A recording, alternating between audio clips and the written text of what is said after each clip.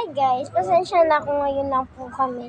Ngayon lang ulit ako nakapag-vlog. So, umalis nga pala sila mama kanina. Tsaka pumapasok po kasi ko ng school. So, nagulat po ako nang bumili po sila mama ng mga gamit. So, ayan po. Kasi po, December, na po ngayon December 12 na po ngayon. Kaya po, kailangan na po namin mag-stock. So, ang dami po nilang binili. Guys, hindi nila ako sinama. Hindi nila ako sinama. Grabe. Ang dami talaga ha. Tapos naman guys, may mga noodles pa may mga itlog pa may isang kahon pa tapos may mga ano pa para sa mga mababaho dyan, maligo na po kayo. Joke naman, magpapabili pa naman akong donut. Favorite ko yun guys, favorite ko yun. Lalo na pag yung may Pringles, favorite ko yun guys.